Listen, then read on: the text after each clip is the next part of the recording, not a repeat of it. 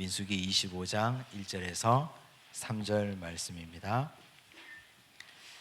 하나님께서 우리에게 주신 말씀을 우리 함께 읽겠습니다. 이스라엘이 시딤에 머물러 있더니 그 백성이 모압 여자들과 음행하기를 시작하니라.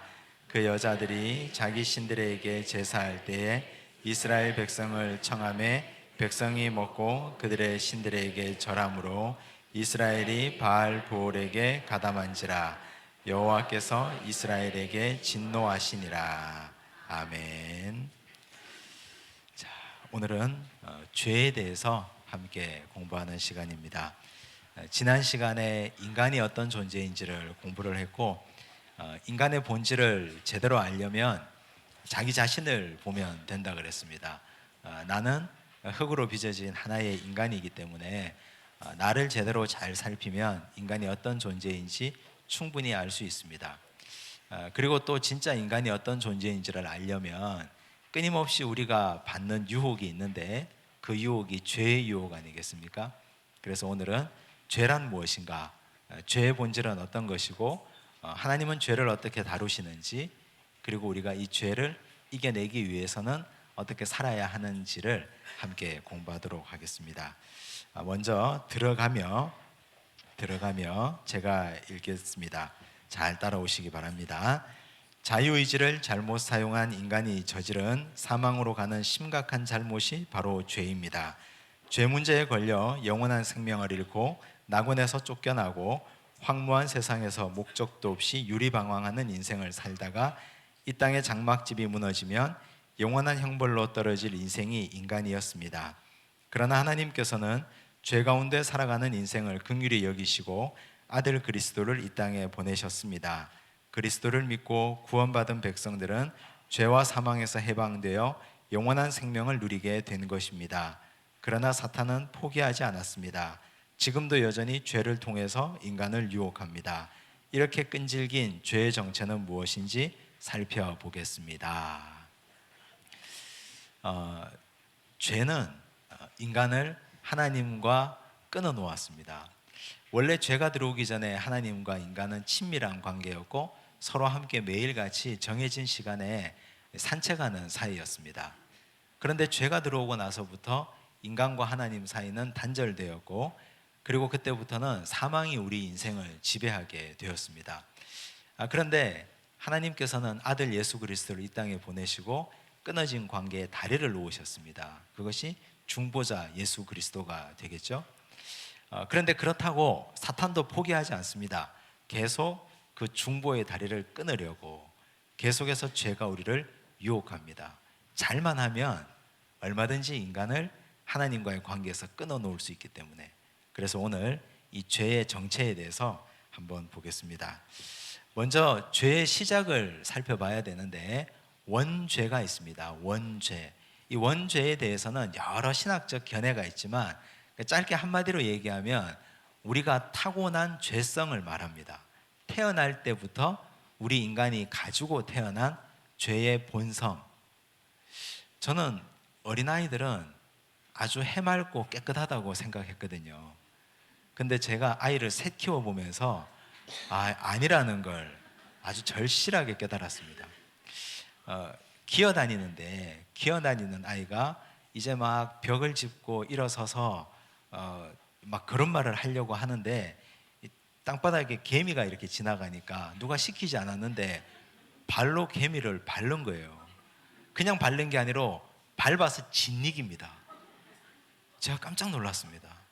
도대체 이 악한 죄성은 어디에서 왔을까? 나로부터 온 것이 분명하더라고요. 나로부터. 나 아니면 지 엄마겠지. 누구 닮았겠습니까? 저 아니면 지 엄마겠죠. 근데 그러면 제가 가진 이 죄의 본성은 어디에서 왔겠습니까?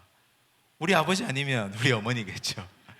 그렇게 무한소급에서 올라가 보면 결국 최초의 우리 인간이었던 아담 할아버지에게서부터 하와에게서부터 온 것이죠.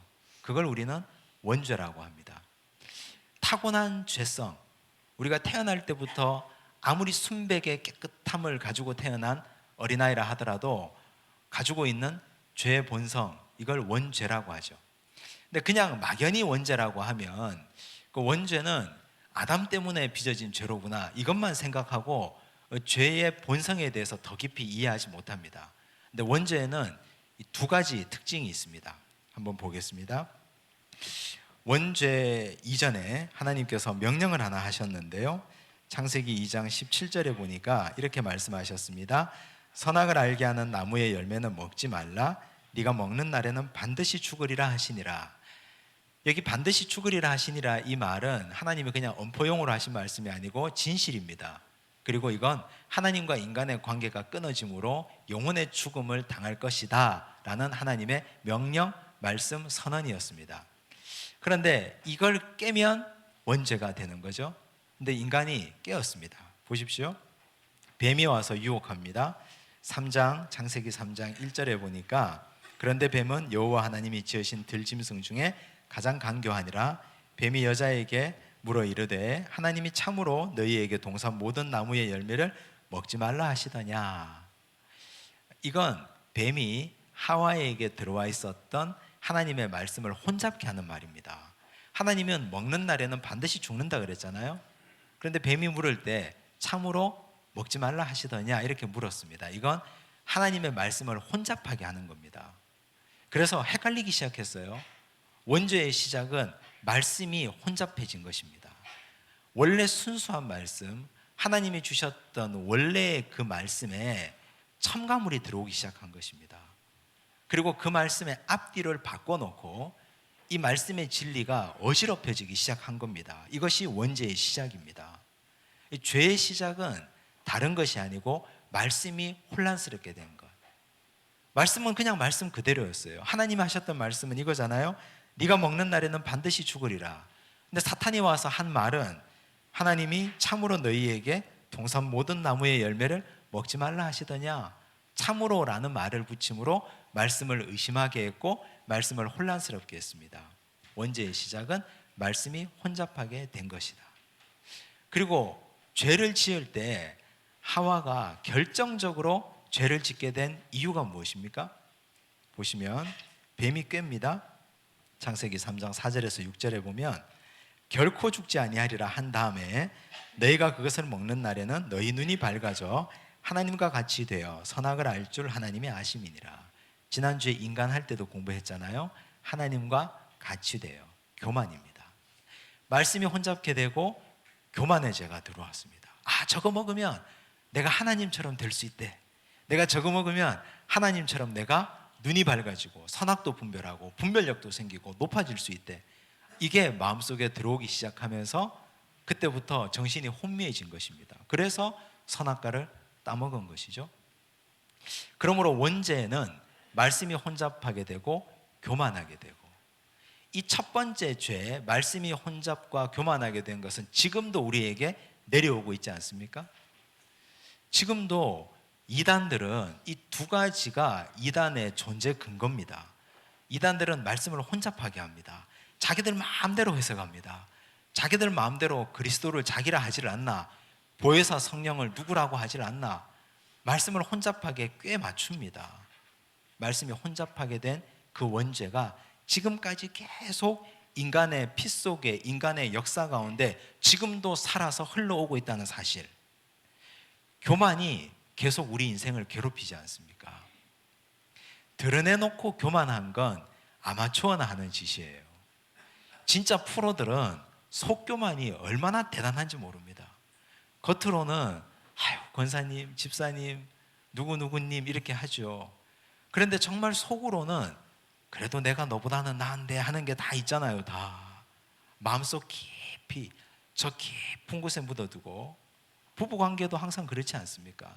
그 속교만까지 우리의 원죄의 피의 흐름 속에 흘러내려오고 있다는 사실, 무섭지 않습니까?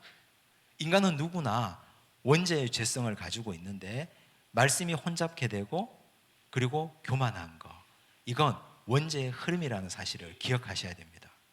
그러면 우리가 그리스도의 피로 속죄함을 입었으면 두 가지를 깨트려야 되는데, 말씀의 순수성을 회복해야 됩니다. 말씀 그 자체로 돌아가야 됩니다. 말씀이 이렇다 하면 그냥 그런 줄 믿고 그런 줄 알고 그렇게 배우고 그렇게 외우고 그대로 실천하고 살아야 됩니다. 이것이 말씀의 순수함의 회복이고 원죄의 죄성을 우리가 깨트리는 것입니다. 두 번째는 교만을 제거하게 해달라고 그거 붙들고 투쟁해야 됩니다. 하나님 교만하지 않게 해주세요 한다고 되는 게 아니에요. 내가 붙들고 살아야 됩니다. 내 마음속에 일어나는 번번이 일어나는 속교만, 속에 교만이 있으면 드러나게 되어 있거든요. 주머니 속에 송곳도 숨길 수 없듯이 속에 있는 속교만도 불쑥불쑥 드러납니다. 한 100마디 말을 하면 한두 마디가 말 속에 교묘한 교만이 드러나게 됩니다.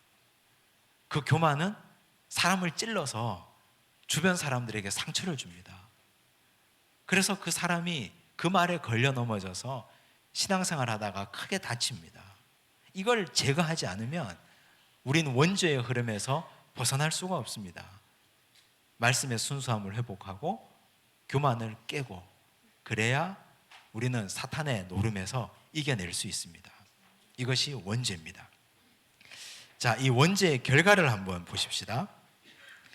죄의 결과에 대해서는 4가지인데 이건 여러 번 제가 말씀드렸는데 죄가 우리 인간에 들어와서 빚어진 결과 첫 번째는 자기 자신을 용서를 못하는 거예요.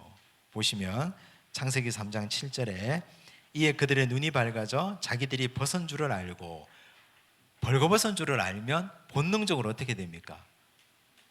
부끄러움을 느끼잖아요. 수치심. 수치심은 자기를 용서하지 못하는 감정이에요. 죄를 짓고 나면 무엇보다도 내가 용서가 안 돼요. 내가 왜 그렇게 어리석었는지, 내가 왜 그렇게 바보 같았는지 내가 용서가 안 돼요.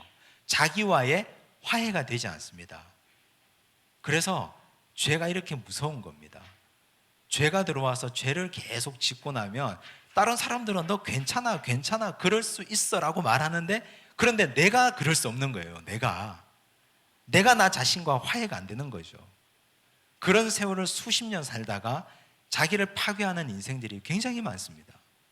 죄가 우리 인생에게 가져다 준 결과, 자기와의 화해가 안 되는 것. 두 번째, 창세기 3장 8절에 보면 하나님이 부르셨어요. 그때 아담과 그의 아내가 여호와 하나님의 낯을 피하여 동산나무 사이에 숨은지라. 하나님과의 관계성에 문제가 생겼어요. 하나님이 찾으시는데 하나님이 찾는데 괜히 자기 발이 저려서 도망가 버렸어요. 하나님과의 관계의 파괴.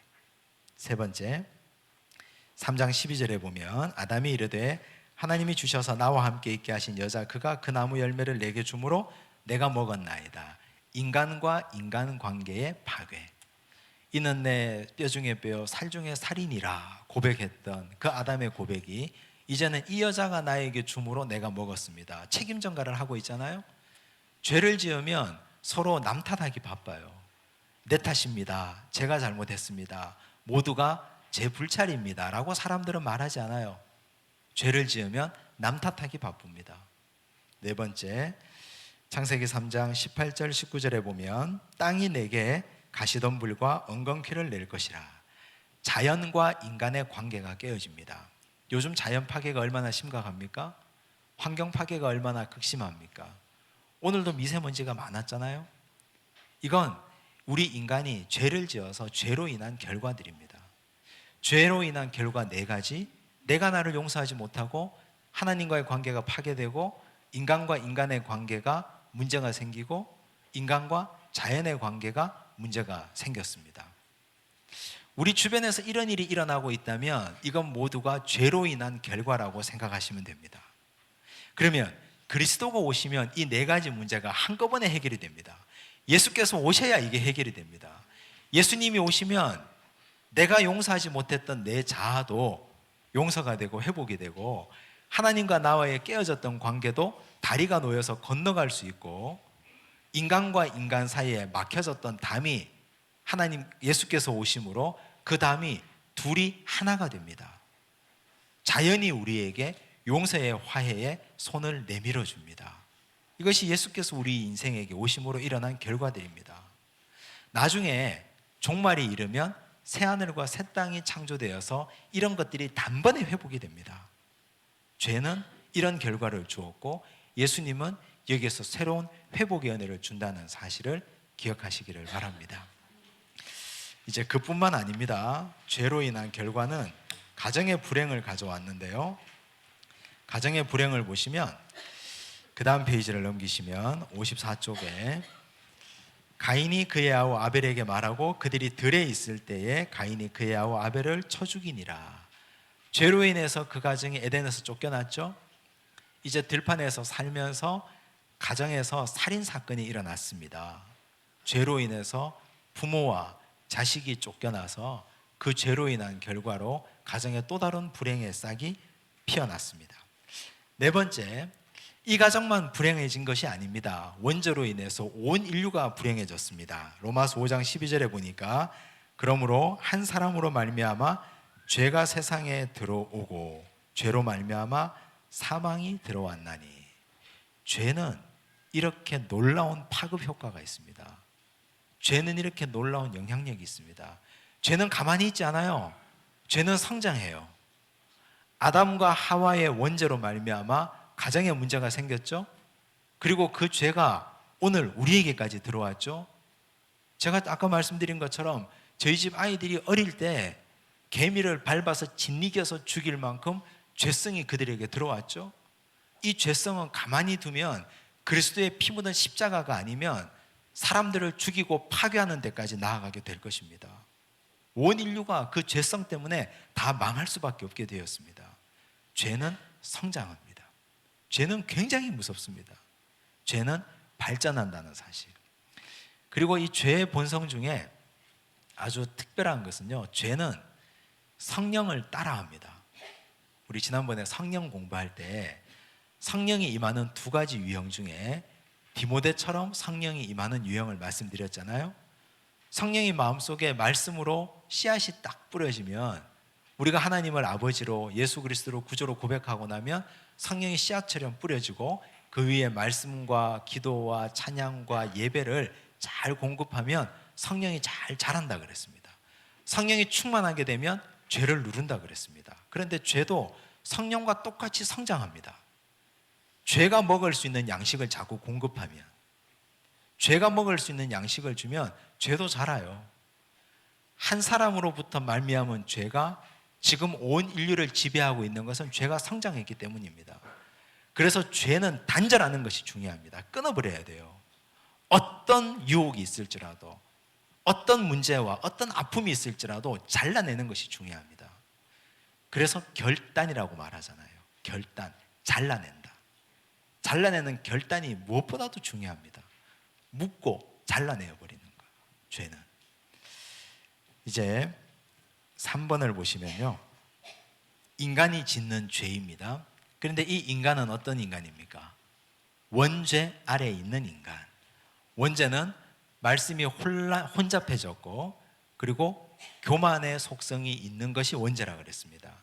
그런 말씀 혼잡과 교만의 속성 가운데 있는 인간이 짓는 죄가 어떤 죄이냐? 첫째, 예배 공동체를 떠나는 죄를 짓습니다. 인간은 교만하면 예배부터 드리지 않습니다. 인간은 연약하기 때문에 창조주를 찾거든요. 내가 부족하고 모자라고 뭔가 부족하기 때문에 우리는 항상 절대자를 찾습니다. 그런데 교만이 들어오기 시작하면 그러면 예배를 잘 드리지 않습니다. 물질 문명이 우리 인생을 지배한 후로는 예배 드리는 사람들이 차츰차츰 예배당을 떠나갑니다. 예배 드리는데 핑계거리가 많아집니다. 예배를 드리지 않을 핑계들을 잘 생각해 보십시오. 그 핑계들을 잘 생각해 보면 모두가 다 내가 교만해서 빚어난 일들입니다. 사람들은 교만하기 때문에 예배를 어떻게 하면 드리지 않을까 하는 생각만 하게 됩니다. 교만한 사람들이. 지난번에 1년 조금 더 됐죠, 그죠? 지진이 한번 있고 나니까 그 다음날 새벽에 많이 오셨더라고요. 그래서 제가 제 속으로 생각했어요. 하나님이 우리 인생의 지평을 이렇게 살짝, 하나님이 크게도 아니고 살짝 흔들었는데 아이고, 새벽에 얼마나 많이들 오셔가지고 기도를 하시는지, 어찌나 불안하셨는지. 사실 저도 불안했으니까 다. 그러니까 하나님이 우리 인생을 다 쥐고 계신데, 우리 교만한 인생을 하나님이 가만히 두고 계시다가 살짝만 흔들면, 진도 5만 되면 다들 여기가 차고 넘치지 않겠습니까? 다 온 전국 방방 곳곳이 다 차고 넘치지 않겠습니까? 그런데 그때 주 앞에 오면 그 미련한 인생들이고, 그러기 전에 교만을 내려놓고 예배 공동체를 회복하셔야 됩니다. 오늘 여기 보니까 사람의 아들들이, 하나님의 아들들이 사람의 딸들의 아름다움을 보고 자기들이 좋아하는 모든 여자를 아내로 삼는지라. 즉, 예배드리는 사람들이 예배드리지 않는 자들과 함께 문화적 공동체를 이루고 하나님을 떠났다는 말입니다. 창세기 13장 12절 13절에 보니까 아브라함의 조카 롯이 예배 공동체를 떠나서 소돔 땅으로 가버린 사건입니다. 모두가 다 교만했기 때문에 일어난 일들입니다. 또 인간이 짓는 죄가요, 원죄 아래에 있는 인간이 짓는 죄가 55쪽에 보니까 원망과 불평이에요. 원망과 불평. 왜 원망이 생기고 왜 불평이 생길까요? 말씀이 혼잡해져서 그렇습니다. 순수한 말씀을 그대로 믿으면, 하나님의 말씀을 그대로 믿으면 원망할 일도 없고 불평할 일도 없습니다. 하나님이 책임진다 했으니까 책임지는 하나님 믿으면 될 것 아닙니까? 내가 너 구하지 않는 것까지 다 알고 있다, 걱정하지 마라. 그러면 그 말씀 그대로 믿으면 될 것 아닙니까? 그런데 사탄이 자꾸 말씀을 혼잡하게 하니까 그걸 믿지 못하는 거예요. 그래서 말씀이 혼잡해졌어요. 그러니 원망하고 그러니 불평하는 것입니다. 그 원망과 불평은 결국 우리 인생을 피곤하고 힘들게 만듭니다. 원죄 아래에 있는 우리 인간, 말씀이 정돈되면 원망도 사라지고 불평도 사라지고, 대신에 우리 입술에는 감사의 열매만 생기게 될 것입니다. 이제 우리가 2주만 있으면 추수감사주일이거든요. 추수감사주일은 하나님 앞에 감사의 예물을 드리는 날이 아니라, 감사의 예물은 그냥 하나님께 드리는 것이고 입술로 하나님께 늘 감사한 것들을 표현하는 날입니다. 추수감사주일이 얼마 남지 않았는데 입으로 고백을 하셔야 돼요. 마음에 담아두는 것으로 그치면 안 됩니다. 감사한 것들을 좀 낯간지럽지만 혼자 걸으면서, 운동하며 그러면서 자꾸 말하세요. 운동하는데 전화기 붙들고 1시간 내내 전화하시는 분들이 계시잖아요. 요즘은 이게 팔 아프니까 블루투스로 계속 전화하시는데, 멀리서 보면 무슨 좀 약간 정신이 나가신 분들처럼 계속 말하시는데, 그렇게 전화하지 마시고 하나님께 감사 기도를 계속 하세요. 올 한 해 감사했던 것, 고마웠던 것, 이런 것들을 하나하나 세서 말씀하시면 말씀이 정돈이 됩니다. 원죄 아래에 있는 인간이 다시 정돈된 인생으로 살 수 있습니다. 세 번째, 인간이 짓는 죄 중에 아주 심각한 죄가 목적을 잃고 멈춰서는 죄예요. 원죄 아래에 있으면. 오늘 우리가 읽었던 말씀인데, 이 말씀은 민수기 25장 1절에서 3절인데, 이스라엘이 시딤에 머물러 있더니, 이스라엘 백성들이 광야에서 40년 광야길을 가는 동안 멈출 때는 자기 마음대로 멈출 수 없었습니다. 무엇이 사인을 줘야? 구름 기둥이 딱 멈춰야 멈추는 겁니다. 그리고 구름 기둥이 다시 떠나면 쉬고 싶어도 떠나야 돼요. 30분 휴식, 31분째 되면 떠나야 돼요. 그냥 아무리 떠나고 싶어도 한 달 내내 멈춰 있으면 멈춰 있어야 돼요. 그런데 민수기 25장에서 여기서는 이스라엘이 시딤에 머물러 있더니, 즉 구름 기둥이 멈추지 않았는데도 이스라엘 백성이 임의로 멈췄습니다. 자기 멋대로 멈추니까 어떤 일이 일어납니까? 그 백성이 모압 여자들과 음행하기를 시작하니라. 하나님의 말씀대로 진행하지 않고 멈추니까 음행이라는 죄를 지었어요. 음행이라는 죄는 그 다음 죄를 가져옵니다. 어떤 죄입니까? 그 여자들이 자기 신들에게 제사할 때에 이스라엘 백성을 청함에 백성이 먹고 그들의 신들에게 절함으로 우상숭배를 했습니다. 우상숭배가 그냥 처음부터 일어난 일이 아니에요.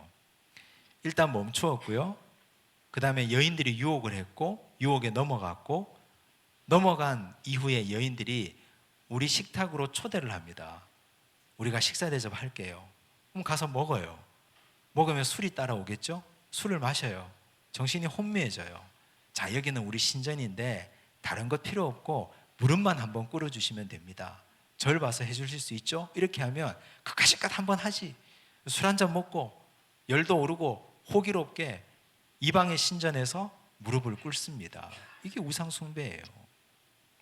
우상숭배가 처음부터 그냥 우상숭배가 되는 게 아니고, 가던 길을 하나님의 명령이 아닌데도 자기 멋대로 멈춰 서면 그럼 우상숭배가 되는 것입니다. 멈춰 서고, 그리고 죄 짓고 우상숭배하고, 그리고 하나님의 심판이 있겠죠. 죄라고 하는 것은 한순간에 그냥 확 다가오는 게 아니고, 이렇게 단계적으로 차츰 성장하는 것입니다. 우리가 가끔 이런 일이 있어요. 이제 나는 할 만큼 했으니 쉬어야 되겠다. 목회자들이 이제 그런 분들이 많이 계시거든요. 이제 나는 할 만큼 했으니 이제 쉬겠다. 그런데 사실 하나님의 억겁의 시간 아래에서 보면 우리 인생의 100년이라는 시간은 점 하나가 찍힐까요? 거기에? 하나님의 영원의 시간에 점 하나 찍힐 시간입니까? 티끌만도 못한 시간 아닙니까? 이 티끌만도 못한 시간에 쉬면 얼마나 쉬겠습니까? 열심히 일해야죠. 열심히. 바울이 말했잖아요. 표대를 향하여 달려간다 그랬는데, 내 숨이 붙어 있는 한 하나님 나를 써주십시오. 어떻게든 저를 써주십시오. 하나님이 나를 써주시면 제가 일하다가 망가져서 죽겠습니다. 이렇게 돼야죠. 이렇게. 쉬어서 뭐 하시려고요? 쉬어서. 그렇게 쉬다가 구름 기둥이 멈추라고 하지도 않았는데 자기 멋대로 멈추다가 음행에 죄 짓죠. 이방의 신전에서 엎드려 절하죠. 그렇게 패가망신한 인생이 한둘이 아닙니다. 우리는 하나님이 멈추라고 하는 사인은 이제 이 땅에서 생명을 거두어가는 날이에요. 하나님이 이제 됐다 하면 고맙습니다 후 하고 숨 쉬고, 그리고 졸업하면 돼요. 그리고 그 전까지는 어쨌든 하나님 이 육신 써주십시오. 제가 쓰임 받겠습니다. 전도지를 돌리는 것, 찬양하는 것, 예배를 섬기는 것, 그 어떤 것이라도 이 몸뚱아리로 할 수 있는 것 하게 해주십시오. 이래야 돼요. 그러지 않으면 죄가 불현듯 우리 인생에 올라탑니다. 이 순식간이에요. 똑같은 예가 다윗의 예를 보면 알 수 있습니다. 다윗이 지은 죄를 보시면요, 다윗이 십계명을 몇 가지를 어겼습니까? 간음, 살인, 이웃의 아내를 탐낸 것, 10개 중에 3개를 했죠. 야구에서 3할 타자가 그렇게 어렵다고 하는데, 이 다윗이 십계명 10개 중에 한 번에 3개를 범했어요. 30%. 야구로 치면 3할 타자예요. 대단한 범죄자예요. 그런데 이 대단한 범죄가 아주 별스럽게 오지 않았습니다. 보시면 사무엘하 11장 1절, 그 해가 돌아와 왕들이 출전할 때가 되매 다윗이 요압과 그에게 있는 그의 부하들과 온 이스라엘 군대를 보내니, 이 역설적이지 않아요? 그 해가 돌아와 왕들이 출전할 때가 되면, 왕들이 가야죠. 왕들이 출전할 때가 됐는데 자기가 뭐라고 안 갑니까? 아마 다윗 생각에는 이제 통일 이스라엘 12지파를 통일한 통일 이스라엘의 왕이 되었으니까 이제 나는 이 정도 전쟁쯤에는 안 가도 되겠지. 요압 네가 가라 하고 요압을 보낸 거죠. 그러니까 여기서부터 문제가 생긴 거예요. 여기서부터. 그러니 자기가 가야 될 때를 안 가니까, 왕궁에 머물러 있으니까 사탄이 그때를 틈타지 않겠습니까? 하나님이 다윗에게 아직까지 호흡을 주셔서 할 일을 많이 남겨놓으셨는데 왕들이 가서 그 전쟁에 참여하고 백성들을 이끌고 선한 목자가 되어서 백성들 앞에 서야 되잖아요.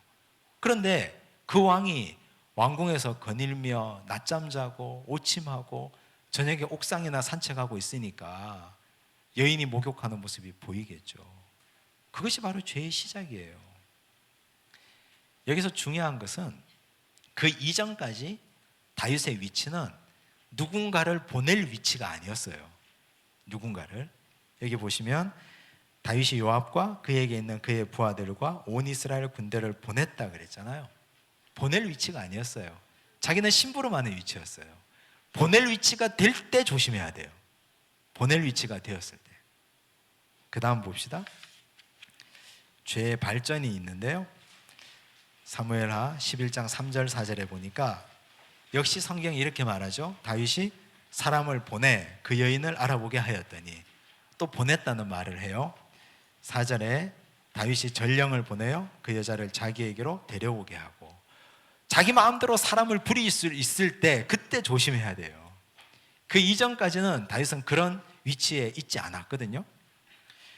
사무엘하 11장 14절 보십시오.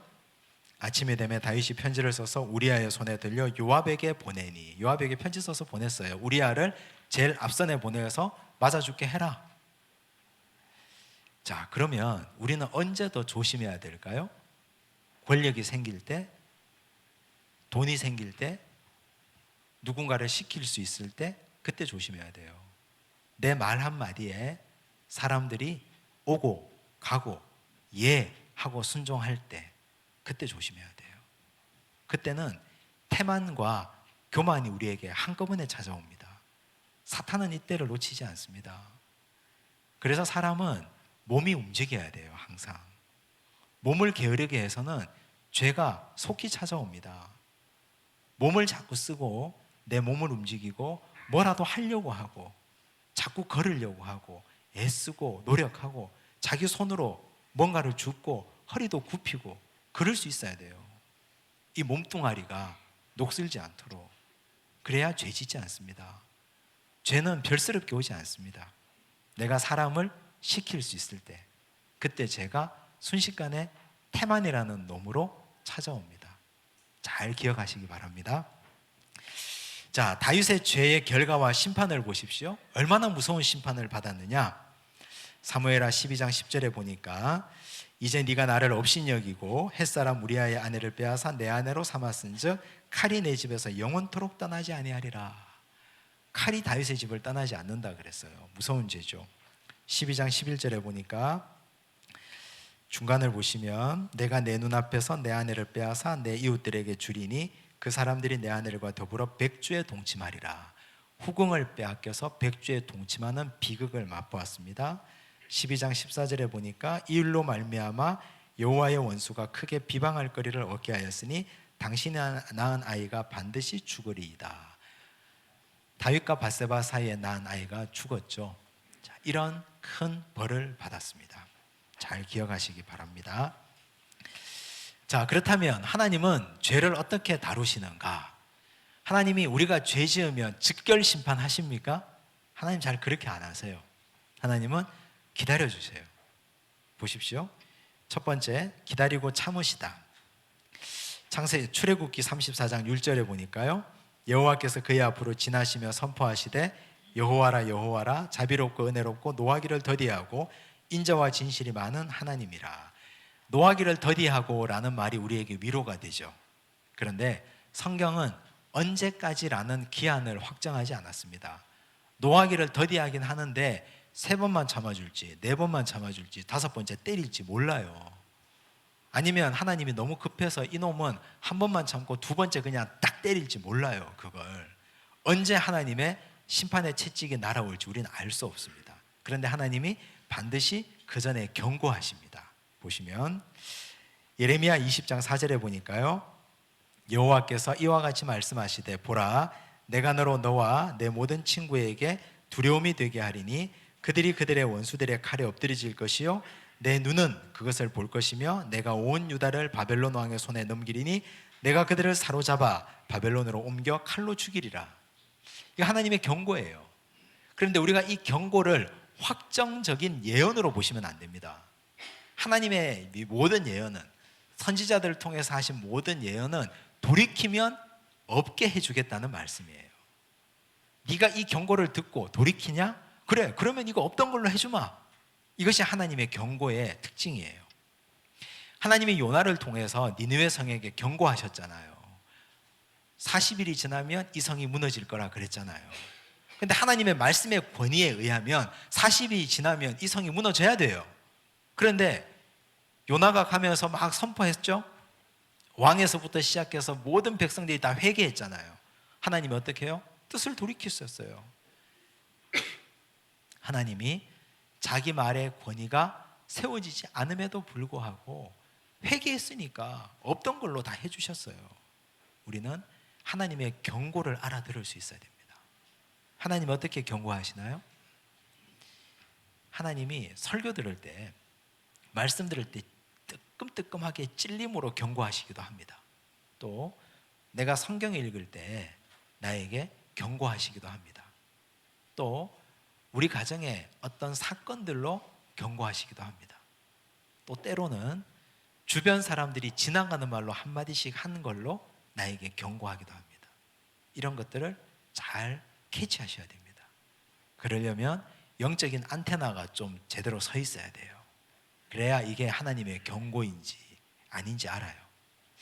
이 경고를 다 무시하고 지나가고 나중에 사건이 터졌어요. 큰 사건이 터졌어요.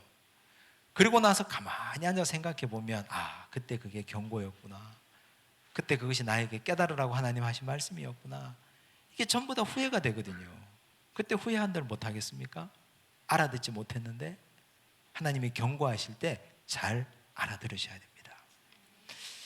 경고가 계속해서 날아가는데 알아듣지 못하면 그 다음 하나님의 카드는 심판이죠. 열왕기하 25장 6절 7절 25장 8절에 보면요, 남유다의 멸망을 말합니다. 시드기야를 두 눈을 빼서 바벨론으로 끌고 가는 장면, 그리고 남유다의 모든 성이 다 불타고 예루살렘 성이 불타고 무엇보다도 성전이 도둑맞는 거예요. 성전의 모든 그릇들이 다 도둑맞잖아요. 성전도 다 불타버리고. 하나님이 얼마나 많이 경고하셨습니까? 여러 선지자들을 통해서 수백 년 동안 경고하셨어요. 수백 년 동안 참고 경고하고 인내하고 또 참고 또 경고하고. 그런데 하나님이 그렇게 하고 기다렸는데 돌이키지 않으니까 어떻게 해요? 하나님이 결국에는 심판하셨습니다. 보십시오. 열왕기하 25장 13절 16절 보면요, 갈대아 사람이 또 여호와의 성전의 두 놋기둥과 받침들과 여호와의 성전의 놋바다를 깨뜨려 그 놋을 바벨론으로 가져가고, 바벨론으로 다 빼앗겨 갔어요. 전부 다. 이게 얼마나 비참하고 부끄러운 일입니까? 하나님의 성전이 눈앞에서 도둑맞다니. 그런데 이렇게 다 하나님이 심판하셔도 그 다음 회개하면 어떻게 해주세요? 회개하면 용서하세요. 속도 없죠, 하나님이. 회개만 하면 또 용서하세요. 회개만 하면. 자, 호세아 6장 1절에서 2절 보면요, 오라 우리가 여호와께로 돌아가자. 돌아가자는 말은 회개하자 이 말이죠. 돌아가자. 여호와께서 우리를 찢으셨으나 도로 낫게 하실 것이요 우리를 치셨으나 싸매어 주실 것임이라. 부모 같아서 자식이 아무리 미워도 용서를 구하고 잘못했다면 자식인데 어떻게 하겠어요? 품어줘야죠. 우리 하나님은 부모님의 사랑보다 더 크고 위대하셔서 반드시 분명히 용서하십니다. 호세아 6장 3절에서 3절과 6절을 보면 이렇게 말합니다. 그러므로 우리가 여호와를 알자. 힘써 여호와를 알자. 어떤 하나님, 어떤 여호와를 알아야 됩니까? 돌이키면 용서하시는 하나님. 그래서 우리는 돌이키지 못할 일이 없어요. 어떤 죄를 지어도 돌이키면 하나님이 용서하고 받아주십니다. 사람은 이해하지 못할 수 있어요. 사람은 네가 어떤 인간인데 내가 너를 용서하냐 이럴 수 있어요. 충분히 그럴 수 있어요. 우리도 그러니까. 입장 바꿔도 충분히 그럴 수 있으니까. 그런데 하나님은 그러지 않아요. 하나님은 절대 그렇지 않습니다. 하나님은 돌이키면 용서하십니다. 그 하나님을 잘 알고 계셔야 됩니다. 6번, 그렇다면 죄는 짓고 나서 돌이키는 게 낫습니까? 아예 안 짓는 게 낫습니까? 안 짓는 게 낫겠죠, 그죠? 짓고 나서 돌이키는 건 어리석은 사람이나 하는 짓입니다. 아예 처음부터 죄를 짓지 않는 것이 가장 좋은 해결책입니다. 죄를 짓지 않기 위해서는 첫째, 이건 좀 비겁한 방법인데요, 근데 비겁하지 않습니다. 손자병법에도 나오잖아요. 36개 뭡니까? 주랭랑이 있잖아요. 안 되면 도망가는 게 상책이에요. 뭘 거기서 버티고 있습니까? 우리가 무슨 장사라고. 사탄하고 맞짱 떠서 이길 힘이 없으면 어떻게 해요? 도망가야죠. 도망가야죠. 피해야죠. 보십시오. 창세기 39장 10절에 보니까 여인이 날마다 요셉에게 청하였으나 요셉이 듣지 아니하여 동침하지 아니할 뿐더러 함께 있지도 아니하니라. 여인의 유혹이 한 번으로 그치면 좋았을 텐데 사탄의 유혹은 한 번으로 그치지 않습니다. 작심하고 보디발의 아내가 한 번 유혹을 했어요. 그런데 아주 멋진 말로 요셉이 물리치잖아요. 내 주인이 나에게 모든 걸 허락하셨으나 당신은 허락하지 아니하였다. 내가 어떻게 이 큰 죄를 보면서 내 주인과 하나님께 죄를 짓겠습니까? 그러면서 멋진 말로 물리쳤어요. 한 번 이겼잖아요. 그럼 사탄이 멀리 도망가야 되는데 그 다음 어떻게 해요? 날마다. 이게 사람 죽이는 것 아닙니까? 날마다. 그러면 요셉이 어떻게 해요? 듣지 아니하며 동침하지 아니할 뿐더러 함께 있지도 아니하니라. 피했다는 말이에요. 청년의 정욕은 피하는 것이 상책입니다. 그거 어설프게 한번 싸워서 이겨보겠다고 있다가는 100번 넘어지고 말 것입니다. 디모데후서 2장 22절 23절에 이렇게 말합니다. 디모데후서는 목회서신입니다. 바울이 목회의 길을 걸어가고 있는 믿음의 아들 디모데에게 이렇게 말을 했어요. 그때 나이가 젊은 목회자였으니까. 또한 너는 청년의 정욕을 피하고 이랬어요. 청년의 정욕을 맞서 싸워라가 아니라 어떻게 해요? 피해라. 피해야 된다. 주를 깨끗한 마음으로 부르는 자들과 함께 의와 믿음과 사랑과 화평을 따르라. 공동체 백성과 함께 따라가라 이랬잖아요. 피하고 따라가라. 그래야 이겨낼 수 있습니다. 어리석고 무식한 변론을 버리라. 우리는 피하고 버려야 돼요. 그래야 죄를 짓지 않습니다. 우리가 한번 해보겠다 이렇게 생각하고 덤볐다가는 100번 필패할 것입니다. 잘 기억하시기 바랍니다. 적극적인 신앙생활입니다. 자, 적극적인 신앙생활은요, 우리 지난주에 불교에 대해서 잠깐 얘기할 때 언급했던 것인데, 불교는 비움의 종교라 그랬잖아요.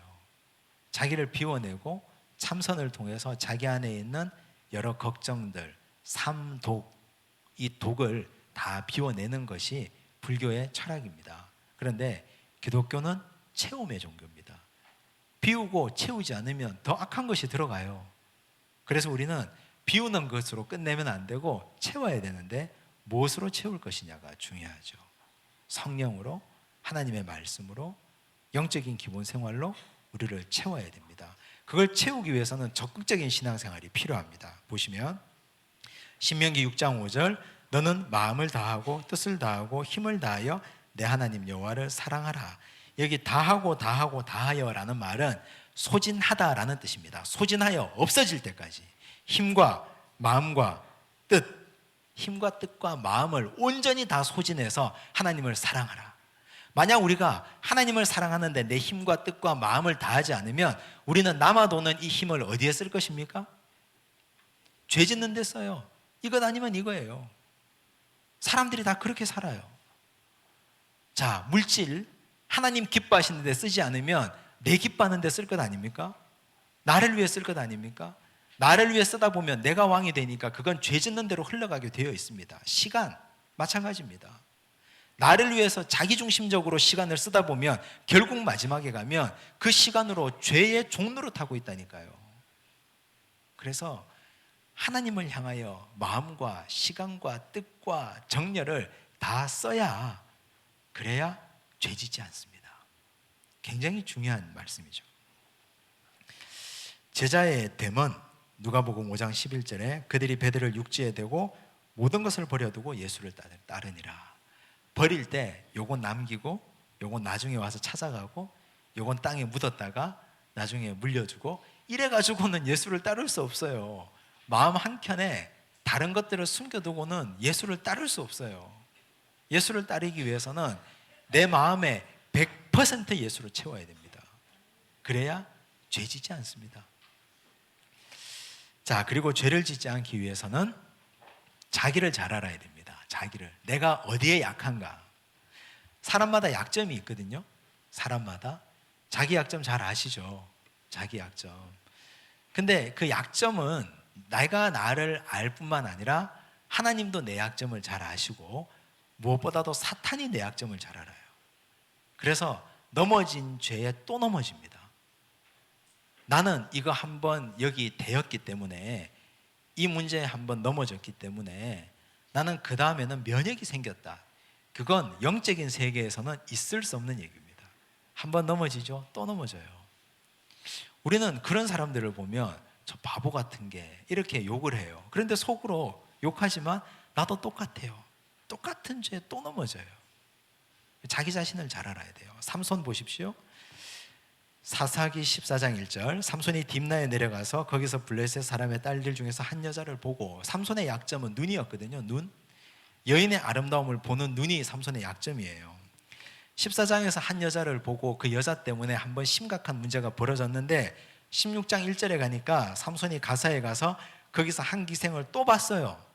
그러면 이 보고 문제가 생겼으면 자기 문제가 눈의 문제, 안목의 정욕이 문제였다는 것을 알고 있을 텐데, 그러면 이 문제를 해결을 해야 될 것 아니에요. 하나님 앞에서. 어찌되었건 주변의 여러 사람들에게 기도 부탁을 하고, 나는 눈이 문제입니다, 이제 앞으로 눈을 내가 내 손으로 뽑을 수는 없고 안대를 하고 다니겠다 하든지, 아니면 기도 부탁을 하든지, 뭐 그렇게 특단의 조치를 해야 될 것 아닙니까? 그걸 하지 않았어요. 그래서 나중에 자기 눈을 다스리지 못하니까 하나님이 어떻게 하셨어요? 사사기 16장 21절에 블레셋 사람들이 그를 붙잡아 그의 눈을 빼고 끌고 가사에 내려가 노줄로 매고 그에게 옥에서 맷돌을 돌리게 하였더라. 하나님이 눈을 뽑아버렸습니다. 왜 그렇게 하셨을까요? 마가복음 9장 47절에 답이 있습니다. 만일 내 눈이 너를 범죄하게 하거든 빼버리라. 한 눈으로 하나님의 나라에 들어가는 것이 두 눈을 가지고 지옥에 던져지는 것보다 나으니라. 이 말에 비추어 보면 하나님이 삼손을 사랑하셨습니까? 미워하셨습니까? 사랑하셨죠. 사랑하셨으니까 눈을 뽑아버렸죠. 자기 눈을 관리를 못하니까. 그래서 우리가 내 약점이 있으면 그 약점 나도 알고 하나님도 아시고 사탄도 알아요. 사탄이 집요하게 공격하기 전에 하나님이 그 약점을 가지고 이렇게 눈을 뽑아버리는 특단의 조치를 하기 전에 내가 고쳐야 돼요. 내가 내 약점을 잘 아니까. 그렇지 않으면 아주 사단이 납니다. 문제가 크게 생깁니다. 마치며 첫 번째 과제, 죄에 대해서 배운 내용을 잘 정리해서 말해 봅시다. 제가 항상 한 단원이 끝날 때마다 누구 사람을 사서라도 얘기하라 그랬잖아요. 근데 이 죄는 좀 친한 사람한테 얘기하셔야 돼요. 왜냐하면 무서운 얘기니까 듣다가 기분 나쁠 수도 있잖아요. 그죠?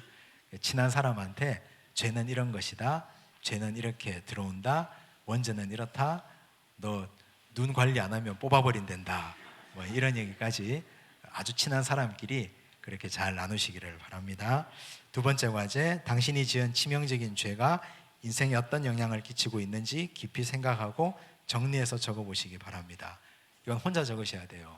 이건 남편한테도 부인한테도 보여주지 마시고 하나님 앞에서 혼자 잘 적어보십시오. 같은 죄를 반복하지 않기 위해서 어떤 노력을 하고 있습니까? 하나님 앞에 잘 생각해 보시고 우리 이 죄가 얼마나 무섭고 치명적인지 잘 생각해 보시고 죄 짓지 않는 주의 백성들 되시기를 바랍니다. 기도하겠습니다. 하나님 아버지 감사합니다. 우리 인간은 연약해서 죄 짓고 후회하고 후회하면서 죄 짓는 불쌍한 인생입니다. 원죄가 우리 인생에게 들어왔습니다. 말씀이 혼잡해졌고 혼탁해졌고 교만의 죄가 우리 인생에게 들어와서 그 죄로 수많은 죄를 양산했습니다. 우리 예수님께서 이 땅에 오셔서 우리 죄를 사해 주시고 하나님과 우리 인간 사이에 다리가 되어 주셨습니다. 이제 우리가 그 중보의 주님을 기억하며 죄에서 떠나기를 원합니다. 죄를 피하며 적극적으로 주님을 따르며 우리의 연약한 것을 깨닫고 살아가도록 축복하여 주시옵소서. 죄에서 자유한 우리 모든 주의 백성들이 온전히 승리할 그날을 기대하며 살도록 축복하여 주옵소서. 모든 말씀 예수님 이름으로 기도드리옵나이다. 아멘.